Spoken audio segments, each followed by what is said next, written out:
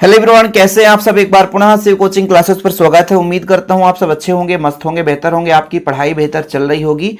आज हम बात करेंगे बच्चों एक नए चैप्टर में, class 12 chemistry NCERT chapter number 10। बच्चों चैप्टर का नाम है आपका जैव अणु, जिसमें आज हम बात करेंगे कार्बोहाइड्रेट के बारे में। बच्चों कार्बोहाइड्रेट्स किसे कहते हैं, कार्बोहाइड्रेट का वर्गीकरण और इसका कार्य, प्रमुख रूप से हमारे दैनिक जीवन में कार्बोहाइड्रेट से क्या कार्य है, बहुत अच्छे तरीके से सीखेंगे। यहां से क्वेश्चन फिक्स है। जैव अणु इसलिए कंप्लीट करा रहा हूं क्योंकि भाई ये छोटा सा आपका चैप्टर है, जल्दी से चैप्टर खत्म हो जाएगा। तो चलिए शुरू करें बच्चों। कार्बोहाइड्रेट है क्या, एक प्रकार से कार्बनिक यौगिक है। सिंपल तरीके से समझो आप लोग कि कार्बोहाइड्रेट्स क्या है, एक सिंपल तरीके से कार्बनिक यौगिक है जिसमें मुख्य रूप से कार्बन, हाइड्रोजन और ऑक्सीजन से मिलकर बना होता है, मतलब उपस्थित रहता है कार्बन, हाइड्रोजन और ऑक्सीजन। यानी ये जो आपका हाइड्रोकार्बन यौगिक है जिसे हम कार्बोहाइड्रेट्स कहते हैं, ये किनसे मिलकर बना होता है बच्चों, आपके कार्बन से, हाइड्रोजन और ऑक्सीजन से मिलकर बना होता है। यदि सामान्य की परिभाषा के बारे में बात करें बच्चों कि इसका साधारण एक परिभाषा कैसे होगा, तो कार्बोहाइड्रेट्स पॉलीहाइड्रॉक्सी एल्डिहाइड या तो पॉलीहाइड्रॉक्सी कीटोन्स होते हैं। कहने का मतलब क्या हुआ कि पॉलीहाइड्रॉक्सी एल्डिहाइड यानी एल्डिहाइड का एक ग्रुप है, या कि पॉलीहाइड्रॉक्सी कीटोन या कि कीटोन का एक ग्रुप होता है बच्चों। यानी कीटोन का फंक्शनल ग्रुप पाया जाएगा या तो एल्डिहाइड का फंक्शनल ग्रुप पाया जाएगा। तो इनका जो सम्मिलित रूप है एक कार्बोहाइड्रेट्स कहला जाता है, सिंपल तरीके से, और कुछ भी नहीं है। कार्बोहाइड्रेट्स का जो समान सूत्र होता है बच्चों CxH2O का होल बाय, ये आपका समान सूत्र है CxH2O का होल बाय। ठीक है, जैसे बच्चों आप लोग ये बाय कर लो, जैसे आप लोग पढ़ते हैं कि C6H12O6, ये किसका फार्मूला है, कोई बताएगा बच्चा। C6H12O6 ये ग्लूकोज और फ्रैक्टोज का है। तो जैसे आप यहाँ पे कार्बन की संख्या 6 है, जब यहाँ पे 6 रखोगे तो 6 कार्बन हो जाएगा, 6 दूना 12 आपका हाइड्रोजन हो जाएगा, 6 यहाँ पे ऑक्सीजन हो जाएगा बच्चों। तो इस फार्मूले को ये फॉलो करता है, यानी इस फार्मूले के आधार पर इसे आप सूत्र के रूप में बना सकते हैं। ऐसे ही मान लीजिए कुछ अपवाद भी हैं, जैसे आप लोग कहोगे सर कि C12H22O11, इसमें तो 12 रख देंगे तो हाइड्रोजन यहाँ पर 24 होना चाहिए। तो कुछ अपवाद भी हैं जो कि इसके जो सूत्र को फॉलो नहीं करते हैं, लेकिन मुख्य रूप से सामान्य जो सूत्र है CxH2O का होल बाय। अब यहां पर ध्यान रखिएगा, कई बार ऑब्जेक्टिव क्वेश्चन पूछ देता है कि कार्बोहाइड्रेट का सामान्य सूत्र, तो हो जाएगा बच्चों CxH2O का होल बाय। क्या हो जाएगा, CxH2O का होल बाय।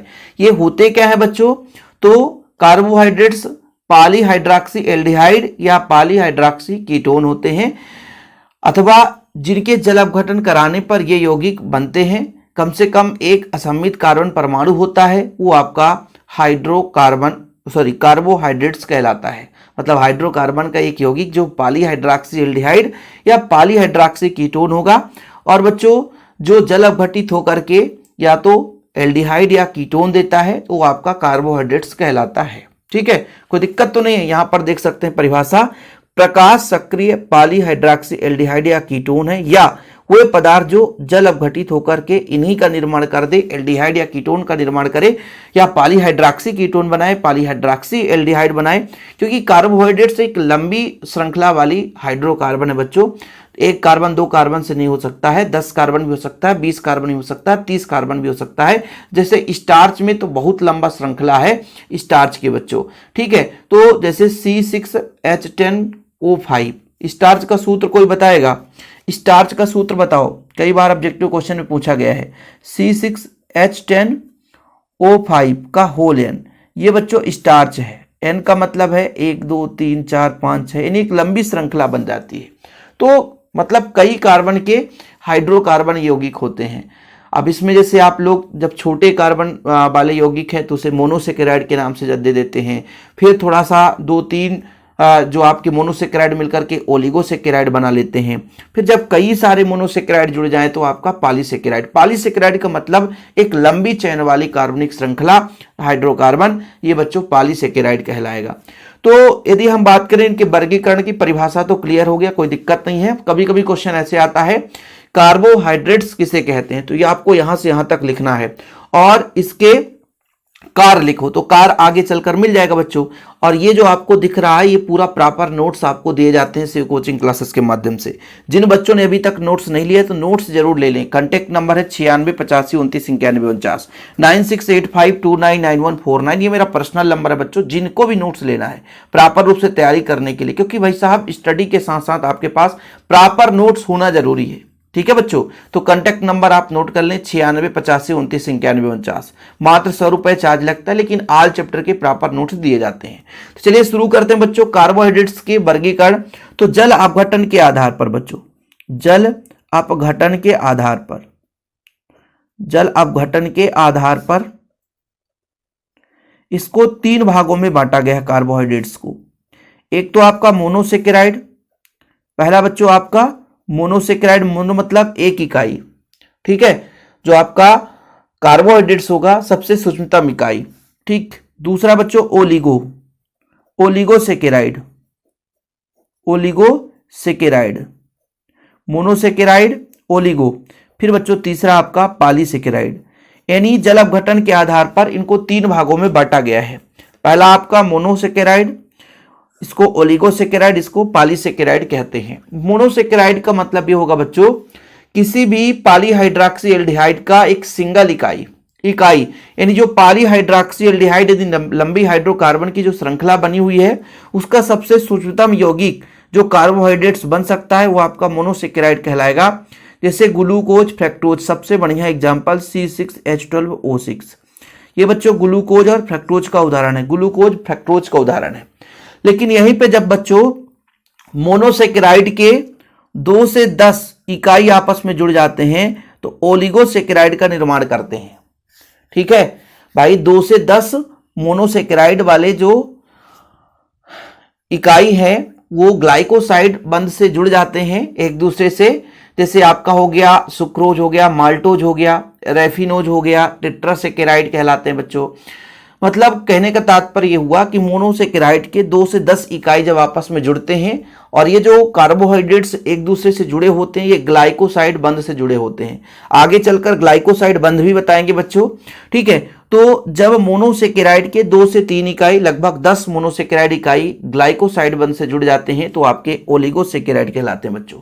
लेकिन जब मोनोसेकेराइड की इकाइयों की एक लंबी श्रृंखला हो जाती है, रेखीय श्रृंखला, शाखी श्रृंखला हो जाती है बच्चों, तो आपका कहला जाता है पॉलीसेकेराइड। क्या कहलाता है बच्चों?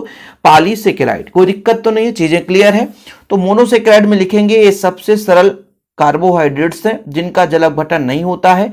ये स्वाद में मीठे तथा जल में घुलनशील होते हैं, जैसे ग्लूकोज और फ्रक्टोज हो गया सबसे बढ़िया एग्जाम्पल बच्चों। कि सबसे सूक्ष्मतम इकाई है। ठीक है, मोनोसेकेराइड, मोनो मतलब सिंगल होता है, सबसे सूक्ष्मतम इकाई है, इसका अपघटन नहीं होता है, कार्बोहाइड्रेट नहीं बनाएगा। भले ये रासायनिक अभिक्रिया में टूटे, बात अलग है, लेकिन बच्चों जल अपघटन इनका नहीं होता है, स्वाद में मीठे, जल में घुलनशील होते हैं। जब हम बात करते हैं ओलिगोसेकेराइड, आप स्क्रीनशॉट लेकर भी नोट्स बना सकते हैं। ऐसा नहीं है कि आप यदि नोट्स नहीं लिए हैं तो भाई साहब आप नोट्स नहीं बनाएंगे, इससे भी नोट्स बना लें। और जिन बच्चों ने नहीं लिया नोट्स तो नोट्स जरूर ले लें। ओके, तो ओलिगोसेकेराइड का मतलब क्या है कि इसमें 2 से 10 मोनोसेकेराइड इकाइयां जब ग्लाइकोसाइड से बंध से जुड़े रहते हैं बच्चों, वो आपके ओलिगोसेकेराइड कहला जाते हैं। जैसे यहां पर देखिए सुक्रोज हो गया, यदि आप ग्लूकोज और फ्रक्टोज का समय यदि ग्लूकोज फ्रक्टोज को मिला दो तो सुक्रोज बन जाता है बच्चों। तो कहने का मतलब डाइसेकेराइड क्या है? मोनोसेकेराइड के 2 इकाई से सुक्रोज और माल्टोज बन जाते हैं। ऐसे मान लीजिए ट्राइसेकेराइड के उदाहरण है रेफिनोज, टेट्रासेकेराइड, स्टेकोज, है ना। मतलब बच्चों 3 यहाँ पे इकाई जुड़े, इसमें 4 इकाई जुड़े हुए हैं। तो जब 2 इकाई जुड़े उसका उदाहरण है सुक्रोज और माल्टोज। ठीक है, जब 3 इकाई जुड़ा है रेफिनोज। टेट्रासेकेराइड मतलब 4 इकाई जुड़े हैं तो स्टेकियोज। ये आपका सूत्र है बच्चों। तो आप लोगों को सिर्फ एग्जाम्पल तैयार करना है, रेफिनोज वगैरह का सूत्र याद करने की जरूरत नहीं है। बस इतना समझना है कि ओलिगोसेकेराइड है क्या बच्चों? जब 2 से 10 मोनोसेकेराइड इकाई आपस में ग्लाइकोसाइड से बंध से जुड़ जाते हैं तो आपके बच्चों ओलिगोसेकेराइड कहलाते हैं। चीजें क्लियर है बच्चों? कोई दिक्कत तो नहीं? यहां तक कंप्लीट चीज समझ में आ गया। तीसरा जो इसका प्रकार है वो पॉलीसेकेराइड। पॉलीसेकेराइड में तो आपने पता है आपको भाई साहब कि पॉलीसेकेराइड में क्या होगा कि मोनोसेकेराइड की कई इकाइयां श्रृंखला में जब जुड़ जाते हैं, ये रेखीय या शाखित होते हैं, आपके बच्चों पॉलीसेकेराइड कहलाते हैं। सबसे बड़ी एग्जांपल स्टार्च C6H10O5, C6H10O5 का होल एन, ये आपका बच्चों स्टार्च क्या है? पॉलीसेकेराइड का उदाहरण है। ठीक है, चीजें क्लियर है, कोई दिक्कत तो नहीं है। अच्छा, जल अपघटन के आधार पर तीनों प्रकार आपने देख लिया, पहला मोनोसेकेराइड, दूसरा डाइसेकेराइड और तीसरा पॉलीसेकेराइड। एग्जाम के पर्पज से जो आता है वो हम पूरा कवर कराते हैं, ऐसा नहीं है बच्चों। चलिए बात कर लेते हैं अपचयक प्रकृति के आधार पर, मतलब जो दूसरे को अपचयित कर दे और खुद ऑक्सीकृत हो जाए वो अपचायक प्रकृति कहलाता है बच्चों। तो अपचायक और जो अपचायक नहीं है, तो अपचायक हाइड्रोकार्बन कौन होंगे? ये टालिन अभिकर्मक या फेलिंग विलयन को अपचयित कर देते हैं, जैसे ग्लूकोज, फ्रक्टोज, माल्टोज, लैक्टोज। ये कुछ प्रमुख अपचायक हाइड्रोकार्बन है, यानी अपचयन की क्रिया हो रही हो तो ये हाइड्रोकार्बन ले लो, ग्लूकोज, फ्रक्टोज, माल्टोज, लैक्टोज। तो ये टालिन अभिकर्मक या फेलिंग विलयन जैसे पदार्थों को अपचयित कर देते हैं। और जो अपचयित नहीं करते हैं, सुक्रोज, स्टार्च, सेलुलोज। जो टालिन अभिकर्मक को अपचयित नहीं करते हैं बच्चों, सुक्रोज, स्टार्च, सेलुलोज हो गया। स्वाद के आधार पर दो प्रकार से, शर्करा, अशर्करा। ये ऐसे पॉइंट है जो एक बार पढ़ोगे तो याद हो जाएगा। स्वाद के आधार पर जो ऐसे कार्बोहाइड्रेट जो स्वाद में मीठे होते हैं वो आपकी शर्करा कहलाएंगे, और अशर्करा में क्या होगा बच्चों? वही कार्बोहाइड्रेट से जो स्वाद में मीठे नहीं होते, ठीक है, वो अशर्करा कहलाएंगे, जैसे स्टार्च, सेलुलोज हो गया। शर्करा में क्या होगा? सुक्रोज, ग्लूकोज, फ्रक्टोज हो गया, कि वह कार्बोहाइड्रेट्स जो स्वाद में मीठे होते हैं उन्हें हम बोलते हैं शर्करा। जो स्वाद में मीठे होते हैं उन्हें क्या बोलते हैं बच्चों? शर्करा। सुक्रोज, ग्लूकोज, फ्रक्टोज ये स्वाद में मीठे होते हैं तो शर्करा है, लेकिन जो स्वाद में मीठे नहीं होते वो आपके अशर्करा कहलाएंगे, कि वो एक कार्बोहाइड्रेट जो मीठे नहीं होते या स्वादहीन होते हैं उन्हें अशर्करा कहते हैं, जैसे स्टार्च और सेलुलोज। बच्चों सेलुलोज जो है पेड़ पौधों में पाया जाता है, इसलिए पेड़ पौधे के जो खाल होते हैं मजबूत होते हैं। जैसे आप लोगों के शरीर में सेलुलोज नहीं है इसलिए आपका शरीर मुलायम है, लेकिन पेड़ पौधों में सेलुलोज पाया जाता है, ठीक है, सेलुलोज। ठीक बच्चों, सेलुलोज के कारण पेड़ पौधों का जो खाल है बिल्कुल बहुत मजबूत होता है। समझ में आया बात? चलो अब हम बात करेंगे कि आज महत्वपूर्ण जो पॉइंट है बच्चों, कार्बोहाइड्रेट्स के कार काफी महत्वपूर्ण है, और यहां से क्वेश्चन फिक्स से आता ही है कि कार्बोहाइड्रेट्स किसे कहते हैं? कार्बोहाइड्रेट्स के कार। तो पहला जो कार है यह कोशिका का प्रमुख संरचनात्मक इकाई घटक है, यानी भाई साहब जो हमारे कोशिका हैं इसमें कार्बोहाइड्रेट्स बहुत महत्वपूर्ण भूमिका निभाता है। यह जैव ईंधन की तरह कार्य करता है, जीवधारियों को कार्य करने के लिए ऊर्जा प्रदान करता है। बच्चों आप लोग कभी गेम खेलते होंगे स्कूल में, तो आप लोगों को जैसे मान लीजिए रनिंग चल रही है तो टीचर पहले से ग्लूकोज रख लेते हैं, कि जैसे ही बच्चे को चक्कर अक्कर आने लगा तो भैया ग्लूकोज 1 चम्मच दो और पानी पिलाओ, तुरंत एनर्जी आ जाता है। कबड्डी खेलते हो, जैसे हाफ लंच हुआ, मतलब हाफ गेम हुआ, तो जैसे खाली हुआ कि 10 मिनट का गैप है, ब्रेक है, तो वहाँ पे तुरंत आपको ग्लूकोज दिया जाता है।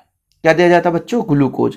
और ग्लूकोज दे करके तुरंत पानी दिया जाता है, भैया 1 चम्मच ग्लूकोज लो और पानी लो, आपको तुरंत एनर्जी आ जाएगा। ठीक है बच्चों, ये चीज है। ओके, तो एनर्जी प्रदान करता है कार्बोहाइड्रेट्स, जैसे ग्लूकोज टूटता है तो कार्बन डाइऑक्साइड, पानी और आपका ऊर्जा बनाता है बच्चों।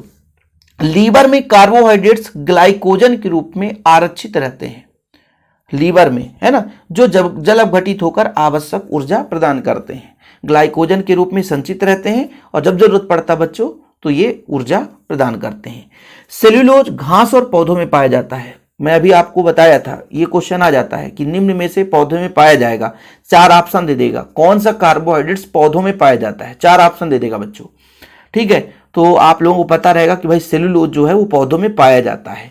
घास चरने वाले जानवरों को ऊर्जा प्रदान करता है, जो घास खाते हैं जानवर, ठीक है, तो भाई साहब वहां से क्या मिलती है? एनर्जी। उसको जब तोड़ते हैं बच्चों तो सेल्यूलोज स्टार्च में बदलता है, स्टार्च फिर सुक्रोज में बदलता है, सुक्रोज टूटकर ग्लूकोज में बदलता है, फिर ग्लूकोज टूट करके कार्बन डाइऑक्साइड, एक लंबी प्रक्रम है। ठीक है बच्चों, इसके बाद अगला जो कार्य है कि कुछ कार्बोहाइड्रेट्स वसा के समान ऑक्सीकरण हेतु आवश्यक होते हैं।